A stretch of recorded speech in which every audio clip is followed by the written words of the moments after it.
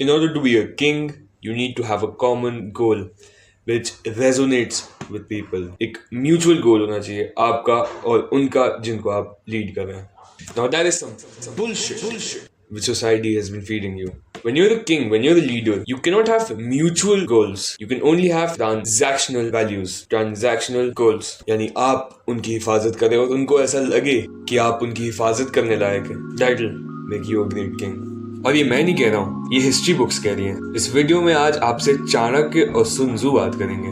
मैं बस उनका मैसेज कन्वे करूंगा आप तक. जब आप एक कॉर्पोरेट फर्म में काम कर रहे हैं मान लीजिए, तो आपके जो एम्प्लॉइज होंगे they might have little to no concern about the welfare of the company, about how good the company performs. You, on the other hand, if you're leading them, will be more concerned about the company because your image is now directly attached to the company. They are working, they have a special skill which they are providing to the company and they are paid for that. और ये try ना करें कभी कि आप उन्हें motivate करें with nuanced emphasis on the performance of the company. यहाँ से हमें आज की पहली सीख मिलती है adaptability. सुन त्सू ने अपनी book The Art of War में कहा था कि those who are able to adapt and change in accord with the enemy and achieve victory are called divine. You as a leader adapt to situations and also adapt to the people you're with. Build a genuine connection with your people.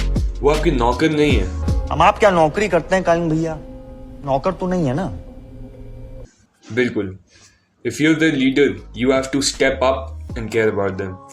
But you can never care about someone more than your kingdom. Let's enter the dark psychology of things. Robert Greene ने अपनी किताब 48 Laws of Power में ये कहा है कि you should play the perfect courtier. आपको लोगों को चार्म करना आना चाहिए, आपको डिप्लोमेसी आनी चाहिए, आपको झूठ बोलना भी आना चाहिए, आपको लोगों की वीकनेस और स्ट्रेंथ्स मालूम होनी चाहिए ताकि आप लोगों को चार्म कर पाए.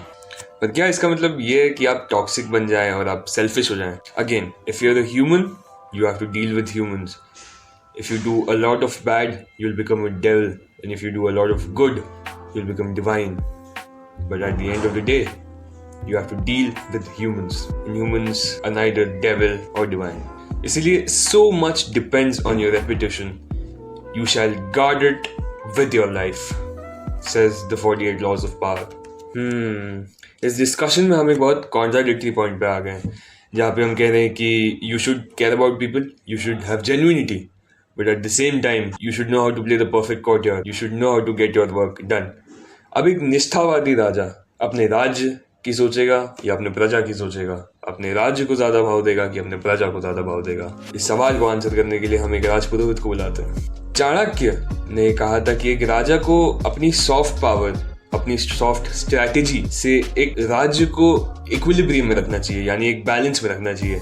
ना कोई स्टेट बहुत ज्यादा स्ट्रांग हो, ना कोई स्टेट बहुत ज्यादा कमजोर हो, ना कोई लोग बहुत ज्यादा पावरफुल हो, ना कोई लोग बहुत ज्यादा कमजोर हो. इससे आपके सिस्टम में एक इक्विलिब्रियम आ जाएगा जो आपको एज अ लीडर और क्लैरिटी देगा.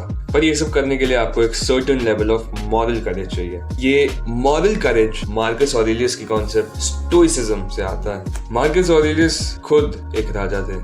यूरोपियन सिविलाइजेशन के सबसे इन्फ्लुएंशियल किंग्स में से एक थे मार्कस ऑरेलियस, और उन्होंने अपनी बुक मेडिटेशंस में स्टोइसिज्म की बहुत बात की है. जब आप दुखी हो, खुश हो, आपको अपने इमोशंस को कंट्रोल नहीं लेने देना है. क्या सही और क्या गलत है उसका, आपको कंट्रोल लेने देना है क्या सही और क्या गलत है उसका. कोई चीज अगर सही है तो ही उसे करना. अपने इमोशंस में आके गलत चीज सही समझ के ना करना और सही चीज गलत समझ के ना करना, ये है स्टोइसिज्म. इसके ऊपर हमने एक वीडियो भी बनाया है पूरे कॉन्सेप्ट के ऊपर, वो आप देख सकते हैं. पर कुल मिला के एक अनशेकन पर्सोना, ये है स्टोइसिज्म. तो अगर हम इस पूरे प्रोसेस को रिवाइंड करें, इस पूरे प्रोसेस को समराइज करें of being a good leader, a good king, तो it will be simple. Be aware to boil it down. अगर हम चाणक्य की बात को, अगर हम रॉबर्ट ग्रीन की बात को, अगर हम सुन त्सू की बात को साथ में ले, तो सब में एक कॉमन चीज निकलती है, वो है awareness, which means it's quite simple.